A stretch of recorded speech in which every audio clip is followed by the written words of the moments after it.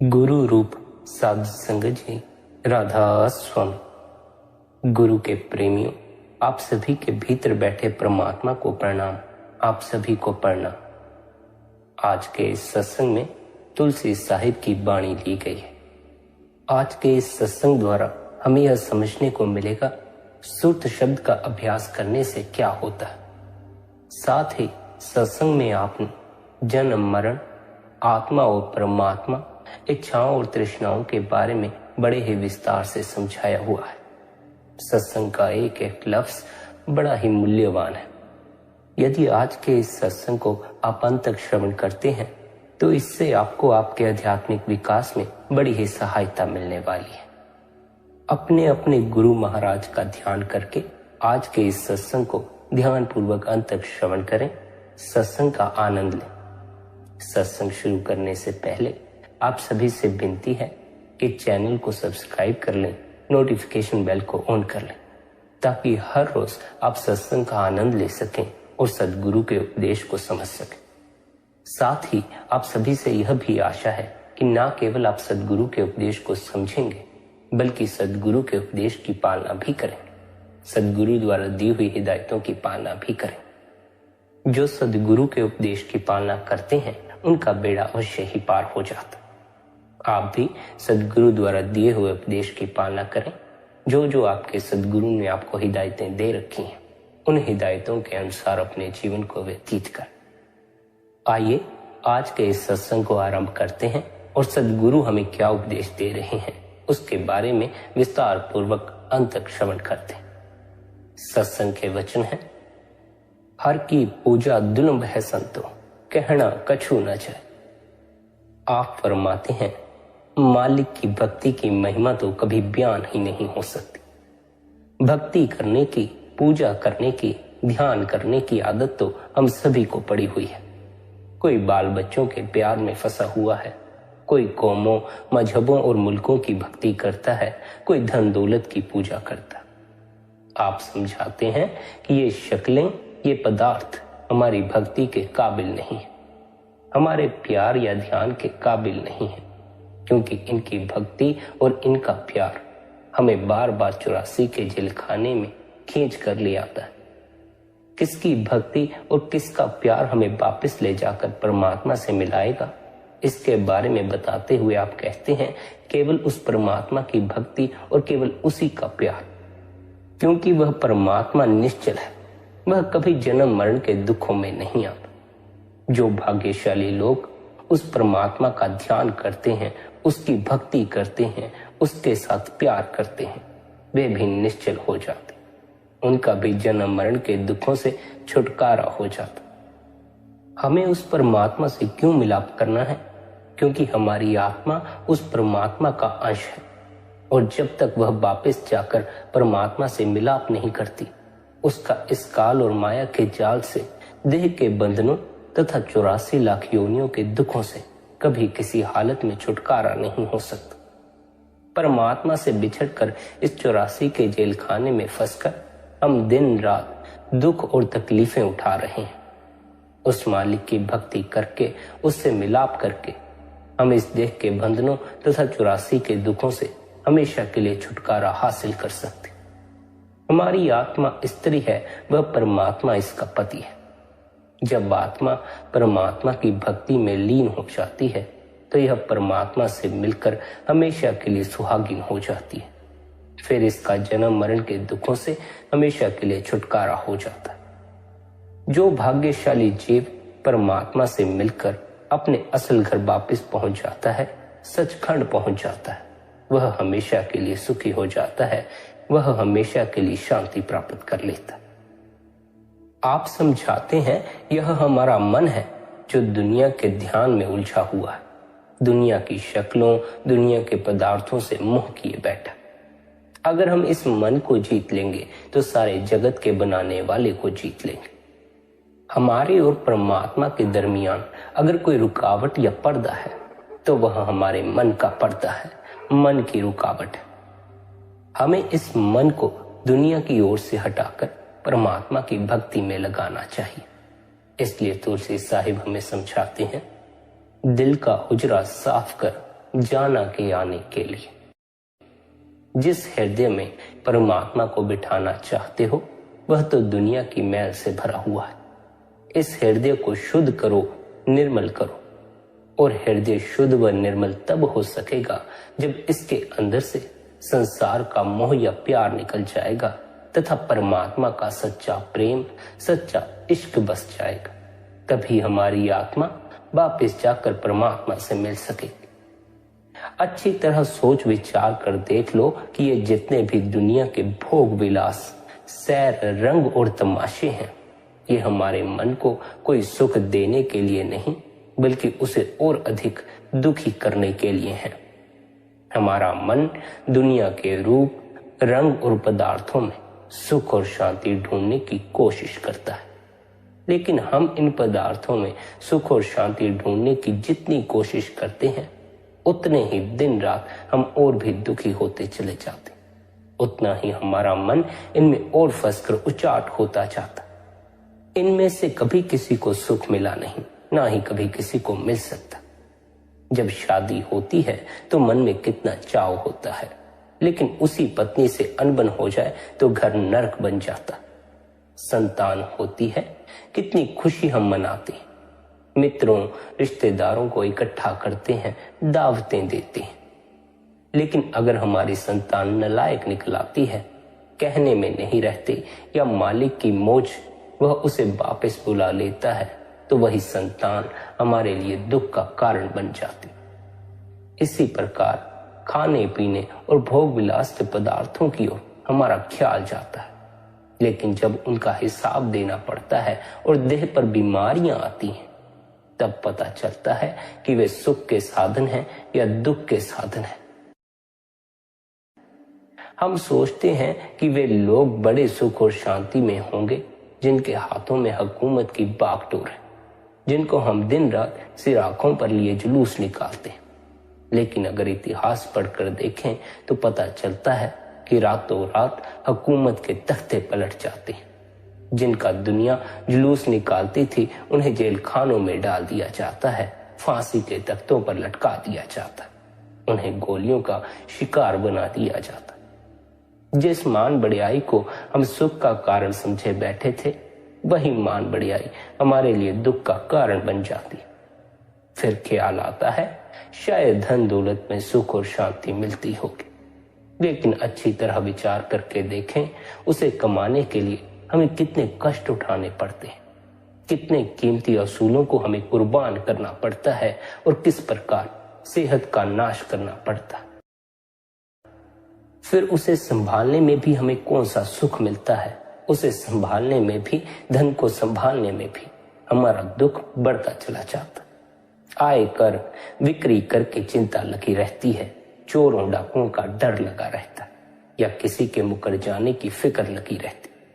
जब वह दौलत जाती है, अच्छी तरह मुसीबतों में फंसा कर जाती है, या तो मुकदमों के खर्चों में निकल जाती है या डॉक्टरों की फीसों में निकल जाती।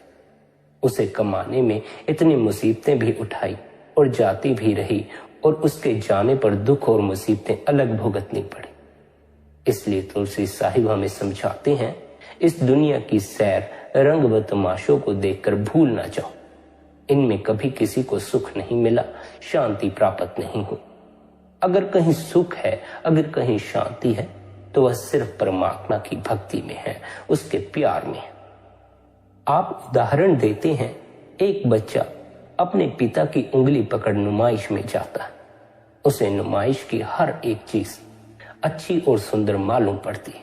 कहीं खिलौनों की दुकानें हैं तो कहीं मिठाइयों की दुकानें हैं, कहीं कुछ और चीजें हैं जो उसे आकर्षित कर लेती हैं। बच्चा समझता है उसे खुशी नुमाइश की इन चीजों से मिल रही है। अगर गलती से वह पिता की उंगली छोड़ देता है तो नुमाइश का सामान वहां होते हुए भी वह रोना और चिल्लाना शुरू कर देता। तब उसे पता चलता है कि यह खुशी उसे तब तक ही मिल रही थी जब तक उसने अपने पिता की उंगली पकड़ी हुई थी। हमारा पिता कौन है? हमारा सच्चा पिता वह परमात्मा है, अकाल पुरुष वाहे गुरु।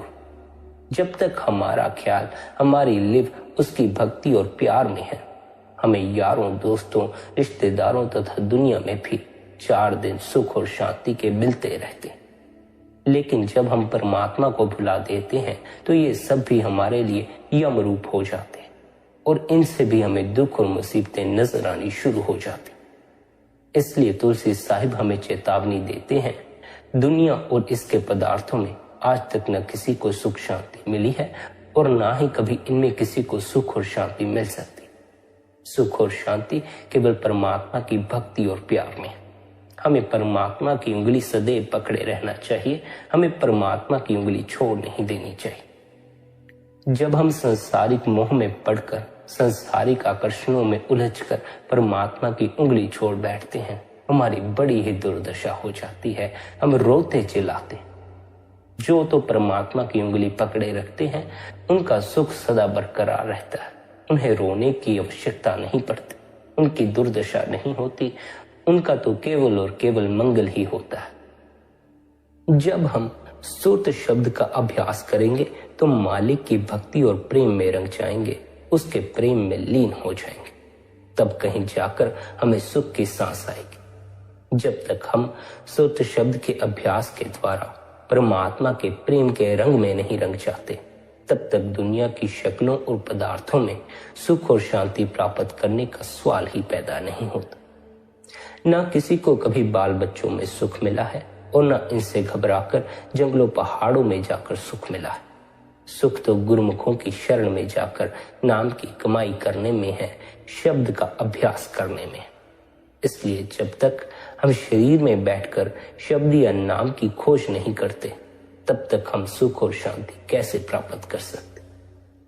आंखों के नीचे नीचे केवल इंद्रियों के भोग हैं, विषय विकारों, शराबों कबाबों की लश्तें।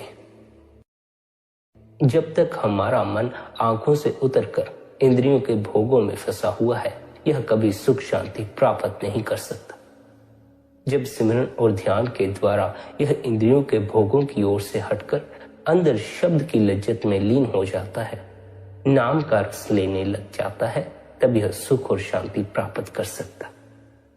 आप समझाते हैं कि दिल तो एक है, लेकिन तमन्नाएं, इच्छाएं और तृष्णाएं लाखों हैं। ये पूरी होती नहीं, मन दिन रात और ज्यादा इच्छाएं और तृष्णाएं पैदा किए जा रहा है। जो भी चीज मन की मर्जी के मुताबिक नहीं होती, वही उसके लिए दुख का कारण बन जाती। इच्छा और तृष्णा आज तक न किसी की पूरी हुई है, न ही कभी पूरी हो सकती है। तुलसी साहिब फरमाते हैं, जिस मन की यह हालत है कि वह इच्छाओं और तृष्णाओं के अंदर ही भटकता फिरता है, वह हमारे अंदर टिककर मालिक की भक्ति किस प्रकार कर सकता है, उसका ख्याल परमात्मा की ओर कैसे जा सकता है। हम जो जो तृष्णाएं और इच्छाएं करते हैं, उन्हें पूरा करने के लिए हमें बार बार जन्म लेना पड़ता है। इसलिए महात्मा समझाते हैं, परमात्मा के हुक्म तथा उसकी मौज में रहना चाहिए। जिस हालत में वह रखता है, उसी हालत में रहते हुए हमें उसकी भक्ति करनी चाहिए। गुरु नानक साहिब फरमाते हैं, देंदा दिल लेंदे थक पाए, जुगा जुगंतर खाई खा। परमात्मा देते देते नहीं थकता, हम दुनिया के जीव लेते लेते थक जाते। जो कुछ भी हम दिन रात परमात्मा से अरदासें करके मांग रहे हैं, जो तृष्णाएं और इच्छाएं उसके आगे रख रहे हैं, उन्हें वह जरूर पूरा करेगा। उन्हें पूरा करने के लिए हमें फिर से जन्म दे देगा और उस जगह जन्म देगा जहां जाकर हम अपनी इच्छाओं और तृष्णाओं को पूरा कर सके। पर यदि हम बार बार जन्म लेकर इस संसार में ही भटकते रहे, तो हमारा परमात्मा से मिलन ना हो सकेगा। परमात्मा से जब तक मिलन ना हो जाए, सुख और शांति का अनुभव नहीं होता। अगर परमात्मा से केवल हम परमात्मा को ही मांगे, सिर्फ मालिक से मिलने की ही इच्छा और ख्वाहिश रखें, तो वह मालिक भी हम पर दया और बख्शिश करके हमें अपने साथ मिला लेगा। लेकिन हमारा क्या हाल है, हमारी क्या हालत है? हमारी आशाएं और तृष्णाएं दिन रात बढ़ती जा रही हैं, लेकिन हम भूले बैठे हैं कि मौत हमारे पैरों के नीचे खड़ी। हमें परमात्मा ने कर्मों का हिसाब चुकाने के लिए थोड़े सालों की यह जिंदगी बख्शी है, और हम हैं कि सारी दुनिया की इच्छाओं और तृष्णाओं का बोझ अपने सिर पर उठाए हुए हैं। इसलिए महात्मा समझाते हैं कि हमें मालिक के भाणे, उसके हुक्म, उसकी रजा में रहना चाहिए। जिस हालत में परमात्मा रखता है उसकी रजा में राजी रहते हुए हमें उसकी भक्ति करनी चाहिए। ये कोई आसान बात नहीं, यह बड़े साहस की बात है। साहसी लोग ही परमात्मा की रजा में रहने को राजी हो सकते। कायर और कमजोर लोग परमात्मा की रजा में राजी नहीं हो पाते। आप कहते हैं, हे परमात्मा, अगर तू सारी दुनिया का राजपाट भी दे दे तो भी मुझे तेरी ही भक्ति करनी है, और अगर दर दर की ठोकरें खानी पड़े फिर भी मुझे कौन सा तेरा दरवाजा छोड़ देना, मुझे तो फिर भी तेरी ही भक्ति और तुझसे ही प्यार करना। पर हमारी हालत उल्टी है, हम दुनिया का राजपाट मांगते हैं। अगर हमें परमात्मा दुनिया का राजपाट ना दे तो हम उससे ही झगड़ा करने लगते हैं, उससे ही नाराज होकर बैठ जाते। हमें संत महात्माओं को देखकर उनसे सीख लेनी चाहिए। उन्हें देखकर हमें भी परमात्मा की रजा में राजी रहना चाहिए। उनसे सीख लेकर हमें भी अपनी इच्छाओं और तृष्णाओं को परे रखकर परमात्मा की रजा में राजी रहना चाहिए। जब तक हम इच्छाओं और तृष्णाओं को छोड़कर भक्ति नहीं करते तब तक हम अपने इश्क और प्यार में कामयाब नहीं हो सकते। ये इच्छाएं और तृष्णाएं कौन पैदा करता है? हमारा मन पैदा करता है। हम इन्हें पूरा किससे करवाना चाहते हैं? परमात्मा से पूरा करवाना चाहते हैं। हम इस मन को नहीं समझाते कि तू उस परमात्मा की इच्छा में रहने की कोशिश कर, बल्कि हम परमात्मा को समझाने लग जाते हैं, तू हमारे मन के अनुसार चलने की कोशिश कर। भक्ति हम परमात्मा की करना चाहते हैं या मन की करना चाहते हैं? अगर परमात्मा की करना चाहते हैं तब फिर हमें इच्छाएं और तृष्णाएं परे रख देनी चाहिए। गुरु साहिबान ने अपने जीवन में खुद मिसाल बनकर दिखाया है किस प्रकार परमात्मा के भाने उसकी मौज में रहना है। गुरु अर्जुन साहिब ने फरमाया है, तेरा भाना मीठा लागे। हे परमात्मा, जिस हालत में भी तू मुझे रखता है मुझे वही अच्छी लगती है, वही मीठी लगती है। पांचवी पातशाही गुरु अर्जुन देव के जीवन का आपको पता ही है। जिस समय उन्हें तपते हुए तबों पर बिठाया गया तो मियां मीर ने, जो उनका दोस्त था, हाथ जोड़कर अर्ज की कि गुरुदेव, मुझसे आपका यह दुख नहीं देखा जाता। अगर आप मुझे इजाजत दें तो मैं लाहौर की ईंट से ईंट बचा दूं। लेकिन गुरु साहिब क्या फरमाते हैं कि मियां मीर, यह तो शायद मैं भी कर सकता हूं, लेकिन मुझे उस परमात्मा का भाना मीठा लगता है, उसका हुक्म अच्छा लगता है। संत महात्मा स्वयं मिसाल बनकर हमें यह दिखा गए हैं किस प्रकार परमात्मा के हुक्म में रहते हुए हमें परमात्मा की भक्ति करनी चाहिए। इसलिए तुलसी साहिब फरमाते हैं कि अगर हमारे मन की यह हालत है कि दिन रात दुनिया की कामनाओं और वासनाओं में भटकता फिरता है तो अंदर टिक कर परमात्मा की खोज कौन करेगा? परमात्मा की भक्ति, परमात्मा के साथ प्यार कौन करेगा? आप फरमाते हैं, पहले तो हम दुनिया के जीव परमात्मा की भक्ति करते नहीं, उसकी खोज करते नहीं, उसे ढूंढने की कोशिश ही नहीं करते। अगर हमारा ख्याल परमात्मा की भक्ति की ओर जाता भी है, उसकी खोज की तरफ जाता भी है, तो जहां परमात्मा रहता है वहां हम उसे ढूंढने की कोशिश नहीं करते। फिर हम बाहरमुखी हो जाते हैं, कर्म कांडों में उलझ जाते। जिस जगह परमात्मा बसता है वह हमारा शरीर है, हमारी देह या वजूद है। यह वह प्रयोगशाला है जिसमें जाकर हम परमात्मा से मिलने की खोज कर सकते हैं। गुरु अमरदास जी फरमाते हैं, गुरुमुख होवे सब काया खोजे, और सब परम बुलाए। जो गुरुमुख हैं, मालिक के भक्त और प्यारे हैं, ये देह या शरीर के अंदर जाकर उसकी खोज में लगे हुए हैं।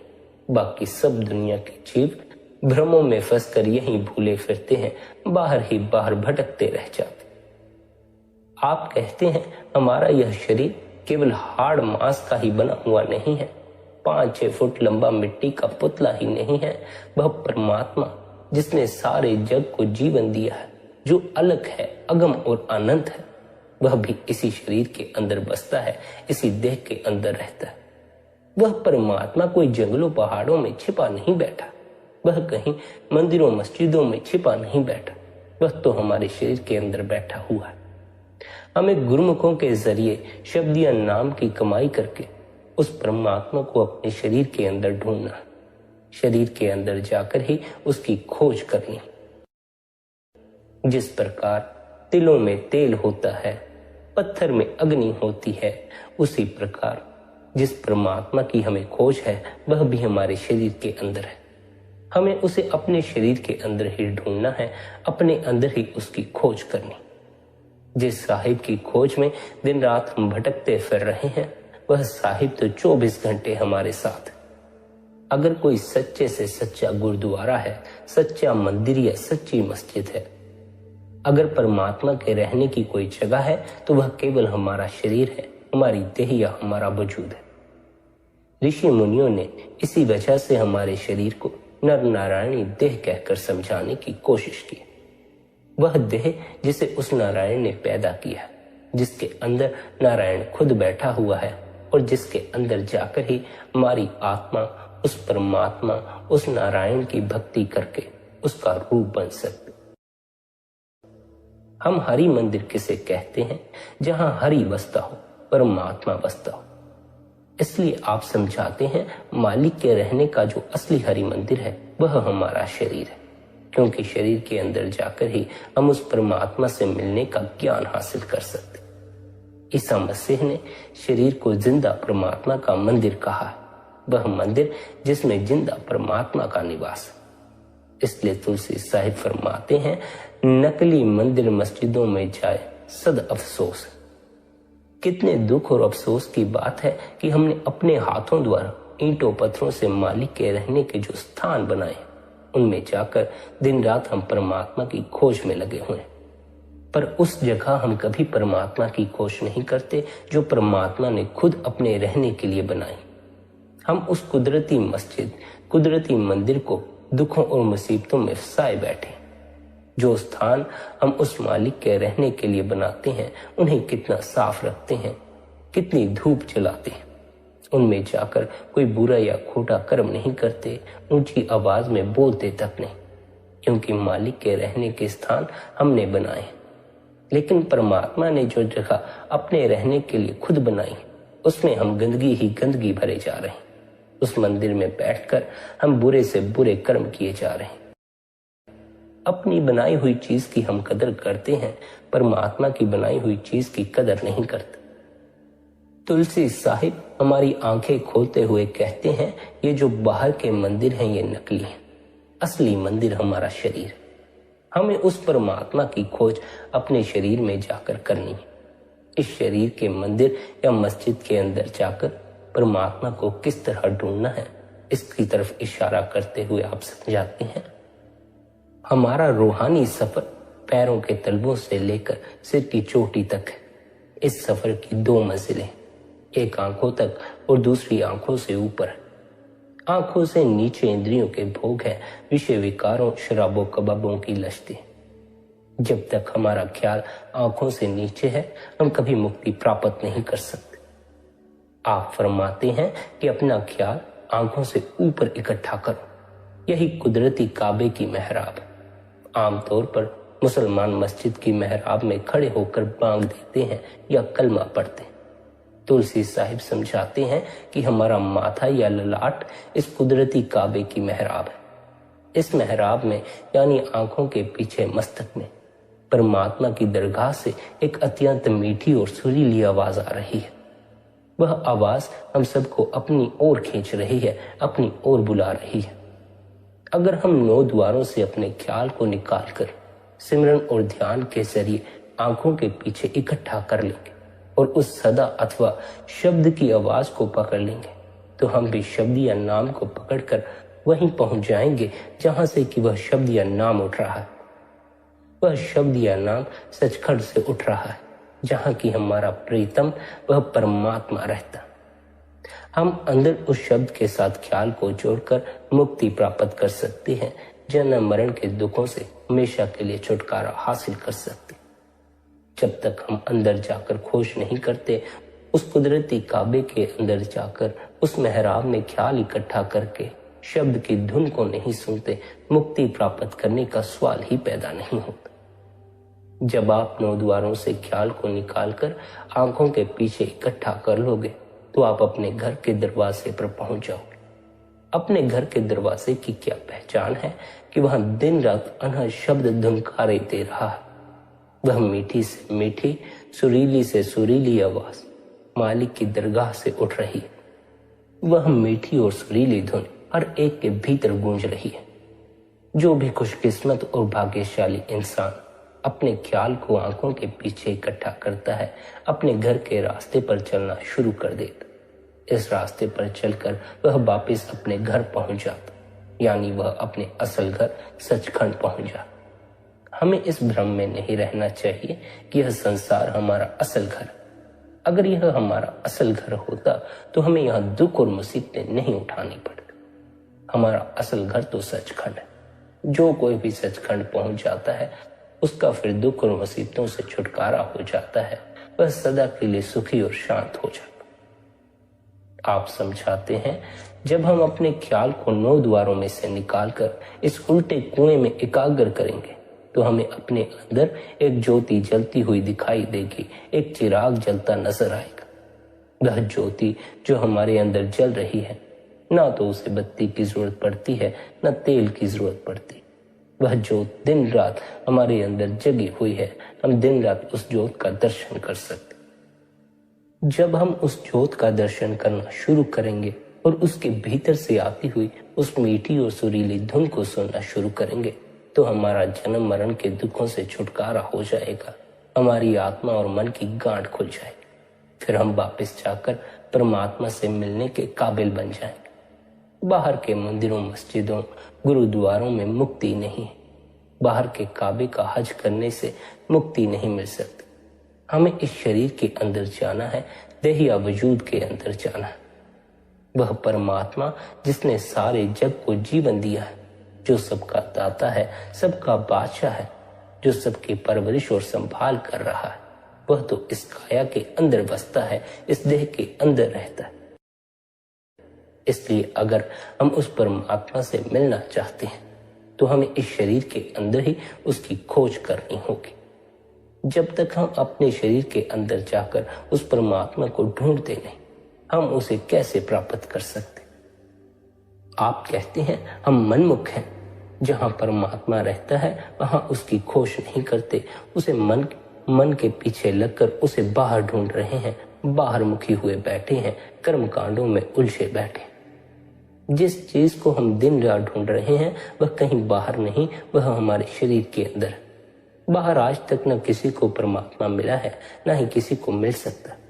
हर एक महात्मा, हर एक धर्म और हर एक धर्म ग्रंथ हमें यही समझाता है कि वह परमात्मा हमारी इस देह के अंदर है। अगर इसी एक बात को समझकर सब अपने अपने शरीर में परमात्मा की खोज शुरू कर दे तो इस दुनिया में सब झगड़े आज ही खत्म हो जाए। हमारे झगड़े उस समय शुरू होते हैं जब उस परमात्मा की खोज कोई गुरुद्वारों में जाकर करता है, कोई मंदिरों में जाकर करता है, कोई मस्जिदों में जाकर करता है। ऐसा करने से हम सभी बढ़ जाते हैं। जैसे ही हम बढ़ जाते हैं फिर हमारा आपस में प्यार नहीं रह जाता, फिर हम एक दूसरे की जान के दुश्मन बनते चले जाते। संत महात्मा हमें किसी के दुश्मन बनने का होका थोड़ी देते हैं। संत महात्मा तो हमें सबसे प्रेम करने का होका देते हैं, सबके साथ प्यार से रहने का उपदेश देते हैं। पर इस उपदेश की पालना तभी हम कर पाएंगे जब हम सभी को एक समान मानेंगे, जब हम यह जानेंगे सबका परमात्मा एक है। बाहर से देखोगे तो सबके परमात्मा अलग अलग है, भीतर से देखोगे तो पाओगे सबके भीतर वह एक ही परमात्मा बैठा हुआ। इसलिए आप समझाते हैं, अगर सब दुनिया के जीव अपने अपने घर में बैठकर देह के अंदर ही परमात्मा की खोज करने लगे तो किसी का किसी के साथ झगड़ा कैसे हो सकता? जब परमात्मा एक है, परमात्मा ने हर एक को हाथ, पैर, नाक, मुंह, कान वगैरह एक जैसे दिए हैं और वह परमात्मा हम सबके अंदर बैठा हुआ है, तो हम यह किस तरह सोच सकते हैं कि उसने हिंदुओं के साथ मिलने के लिए कोई और तरीका रखा है, सिखों के साथ मिलने के लिए कोई और तरीका रखा है, मुसलमानों के साथ मिलने के लिए कोई और तरीका रखा है? हमारी समझ में ही फर्क हो सकता है, लेकिन वह परमात्मा एक है और उससे मिलने का रास्ता भी एक ही है, हमारे शरीर के अंदर है। इसलिए तुलसी साहिब समझाते हैं, जब हम अपने ख्याल को आंखों के पीछे इकट्ठा करेंगे तभी हम उस कलमे को सुन सकेंगे, उस बांगे आसमानी को पकड़ सकेंगे, जिसे पकड़कर और जिसके पीछे जाकर ही हम वापस अपने घर पहुंच सकते हैं, हमारा परमात्मा से मिलाप हो सकता है। जो लोग उस नाम रूपी वस्तु को या परमात्मा को अपने शरीर से बाहर ढूंढने में लगे हैं, वे केवल अपना समय बर्बाद कर रहे हैं। हमारे शरीर रूपी घर में परमात्मा ने नाम के अनगिनत खजाने रखे, लेकिन हमारा मन बाहर के भ्रमों में फंसा हुआ। जब तक वह शरीर के अंदर जाकर खोज नहीं करता, हम उस दौलत को कैसे प्राप्त कर सकते? हम तो न जाने किन के भ्रमों में फंसे हुए। कोई तीर्थों पर जाकर सरोवरों में स्नान करने को मुक्ति का साधन समझे बैठा है, कोई तीर्थों की यात्रा को, कोई जप तप को मुक्ति का उपाय समझे बैठा। हम दुनिया के जीव दिन रात बाहर मुखी होते चले जा रहे हैं। उस परमात्मा की भक्ति तो दुनिया के सब जीव अपनी अपनी अकल के मुताबिक करते हैं, लेकिन हम दुनिया के जीव मन के अधीन होकर भक्ति करते हैं। और जो भक्ति हम मन के अधीन होकर करते हैं, वह भक्ति हमें अपने ठिकाने या मंजिल तक पहुंचने नहीं देती, क्योंकि मन हमें बाहर मुखी करके कर्मकांड में उलझा देता। वह कौन सी भक्ति है जो हमें अपनी मंजिल तक पहुंचाएगी? इसके बारे में समझाते हुए आप कहते हैं, शब्द के अभ्यास द्वारा, नाम की कमाई के द्वारा मन को निर्मल और पवित्र करना ही परमात्मा की असली भक्ति है, और यही भक्ति हम सबको वापस अपने ठिकाने पर पहुंचाएगी। लोग भक्ति तो करते हैं, पर भक्ति करने का असली तरीका नहीं जानते। असली रास्ते को छोड़कर दूसरे रास्ते पर चलकर पापों के बीज को और भी अधिक बढ़ा लेते। इसलिए तुलसी साहिब समझाते हैं, क्यों जंगलों पहाड़ों में मारे मारे फिर रहे हो? क्यों मंदिरों मस्जिदों गुरुद्वारों में उस परमात्मा को ढूंढ रहे हो? वह परमात्मा तो शरीर के अंदर है। हमें अपने शरीर के अंदर जाना चाहिए, अपनी देह या वजूद में जाकर उस परमात्मा की खोज करनी चाहिए। आगे आप समझाते हैं कि यह तो ठीक है कि परमात्मा हमारे हर एक के शरीर और देह के अंदर है, लेकिन हम अपनी अकल के द्वारा शरीर के अंदर जाकर उसकी खोज नहीं कर सकते, कभी उस परमात्मा को ढूंढ नहीं सकते। शरीर के अंदर परमात्मा की खोज करने का जो तरीका और साधन है, उसका पता किसी कामिल मुर्शिद या पूर्ण गुरु से मिलता है। जब हम ऐसे कामिल मुर्शिद को ढूंढकर सिद्क और सबूरी यानी सच्चाई और धैर्य के साथ उस पर भरोसा और विश्वास रखकर अपने शरीर के अंदर जाकर खोज करना शुरू करेंगे, तब हम अपनी खोज या तलाश में सफल हो सकेंगे। जब तक हमें पूर्ण गुरु नहीं मिलता, हमें मालिक की भक्ति करने के तरीके का सही पता नहीं चलता। अगर कोई पूरा गुरुमुख मिल जाए, मुर्शिद मिल जाए, वह हमें नाम के अभ्यास का तरीका बता दे और हम उस रास्ते पर चलना शुरू कर दें, तो हम वापस जाकर परमात्मा से मिल सकते हैं, सदा के लिए परमात्मा के साथ एक हो सकते हैं। सच्चे शब्द की कमाई करके ही हम सच्ची इज्जत प्राप्त कर सकेंगे। उस सच्चे शब्द या सच्चे नाम के अभ्यास के सिवाय मालिक की भक्ति का और कोई तरीका नहीं। गुरुमुख अथवा कामिल मुर्शिद के बिना सच्चे नाम या सच्चे शब्द की समझ नहीं आती। गुरुमुख की संगति इसलिए जरूरी है कि परमात्मा ने अपने मिलने के लिए यही कुदरती कानून बनाया। जब तक हम इस रास्ते पर नहीं चलते, हम अपने मकसद में कामयाब कैसे हो सकते? जितने भी हमारे मजहब हैं, इनके रीति रिवाज अलग अलग है, लेकिन जो रूहानियत है, असलियत है, वह हर एक मजहब की तह में एक ही है। अगर हम खुले दिल से किसी भी महात्मा की वाणी की खोज करें, तो हम देखेंगे कि हर एक महात्मा हमें उसी नुक्ते पर ले जाता है कि परमात्मा एक है, वह हमारे सबके अंदर है, और गुरुमुखों के बिना हमें अपने अंदर के बारे में कुछ भी समझ नहीं आती, कुछ भी पता नहीं चलता। उनके बताए हुए उपदेश पर चलकर ही हम अपने अंदर उस सच्चे शब्द के साथ ख्याल जोड़ सकते। लेकिन गुरुमुख किसे कहते हैं? गुरुमुख वे सज्जन हैं जो राम नाम के साथ प्यार करके अपने आप को पहचानने के काबिल बन जाते। गुरु नानक साहिब ने समझाया है कि राम नाम से उनका मतलब उस ताकत से है जिसने सारी दुनिया की रचना की है, जिसके आधार पर सब खंड ब्रह्मांड खड़े हैं, जो ताकत हम सब के अंदर रमी हुई है। जब हम अपने आप को उस ताकत में लीन कर देते हैं, तब हम मन और माया के दायरे से पार चले जाते, फिर आत्मा और मन की गांठ खुल जाती है और फिर हमें अपने आप का, अपने असल का पता चल जाता है। इसलिए महात्मा, गुरुमुख या साधु उनको कहते हैं जो साधना करके उस नाम रूपी दौलत को अपने अंदर प्रकट कर चुके। इसलिए हमें ऐसे ही कामिल मुर्शिद या पूर्ण गुरु की खोज करनी है और उन पर भरोसा करना है, विश्वास करना। आप कहते हैं गुरुमुखों की संगति और सोहबत में जाकर उनके साथ प्रीति करनी। इस प्रीति के द्वारा हमारे मन में प्रतीति आ जाती है। जब तक हमें किसी के साथ प्यार नहीं है, तब तक हमें उस पर कभी भरोसा नहीं आ सकता। आप देखें, जिस मित्र के साथ हमारा प्यार होता है, उसके साथ हम हजारों लाखों रुपए का व्यापार उसके प्यार में बंधे हुए उस पर भरोसा करके कर लेते हैं। और जिस पर हमें पूरा विश्वास और भरोसा होता है, हम दुख और मुसीबत के समय उसकी सलाह भी लेते हैं और समझते हैं कि जो कुछ भी वह कहेगा हमारे फायदे के लिए कहेगा। हमें उस पर इतना विश्वास होता है कि हम उसकी सलाह पर अमल भी करना शुरू कर देते। यही असूल संत मत में भी है। अगर हमारा गुरुमुखों से प्यार है तो हमारा उन पर भरोसा भी होगा, विश्वास भी होगा। अगर उन पर भरोसा और विश्वास है तो हम उनके कहने के मुताबिक अंदर जाकर मालिक की खोज भी करेंगे, उसे ढूंढने की कोशिश भी करेंगे। आप फरमाते हैं, अगर हम किसी ऐसे कामिल मुर्शिद की संगति और सोहबत में जाकर उस पर भरोसा और विश्वास करके उसके आदेश के अनुसार भजन सिमरन करना शुरू कर दें, तो हमारे अंदर के कान खुल जाएंगे, जो उस अंदर के कीर्तन को सुनना शुरू कर देंगे, भीतर के शब्द को सुनना शुरू कर देंगे। वह शब्द या नाम हम सबके अंदर धुनकारे दे रहा है। उसका संबंध इन बाहरी कानों से नहीं है, लेकिन हमें इन कानों के जरिए सुनने की आदत पड़ी हुई है।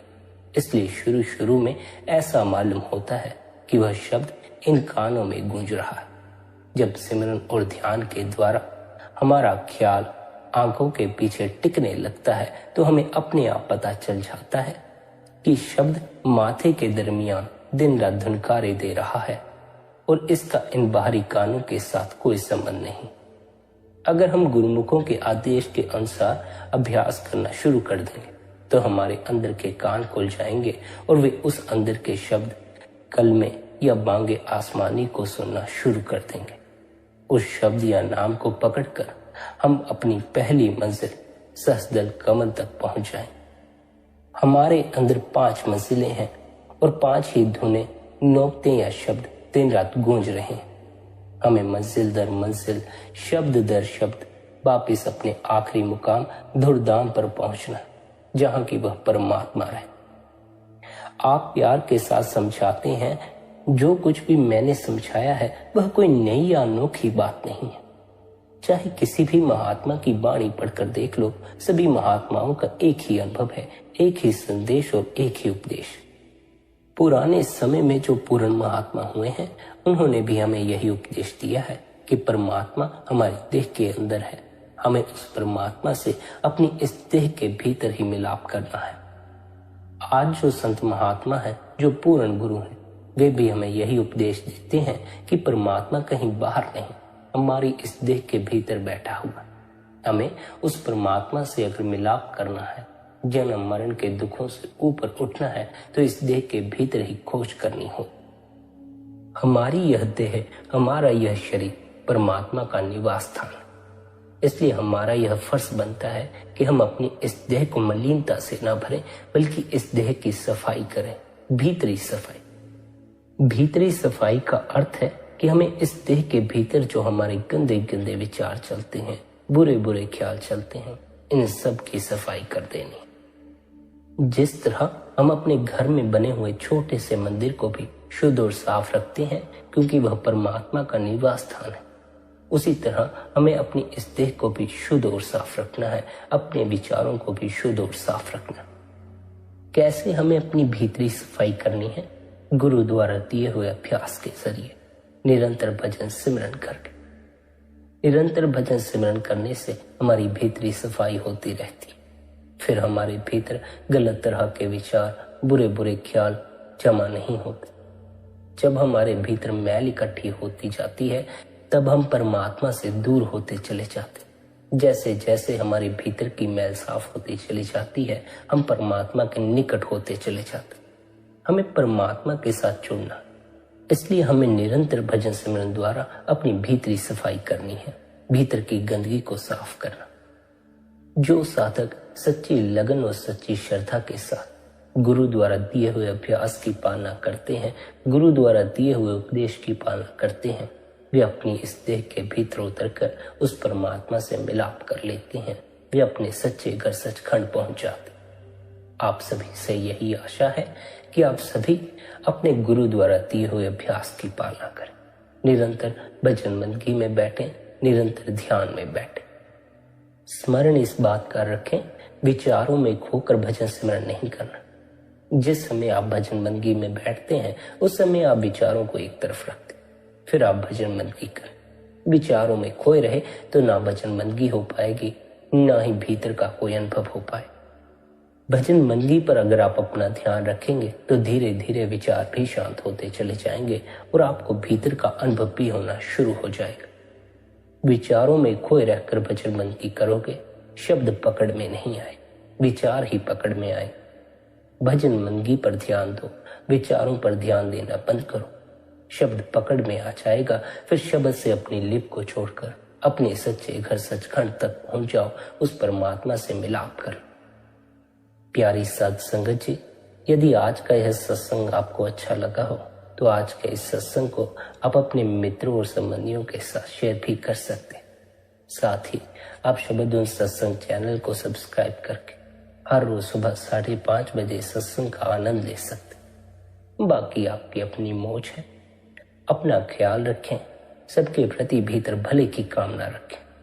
इतने प्रेम और प्यार से आपने सत्संग को सुना, उसके लिए आप सभी का धन्यवाद। राधा स्वामी जी।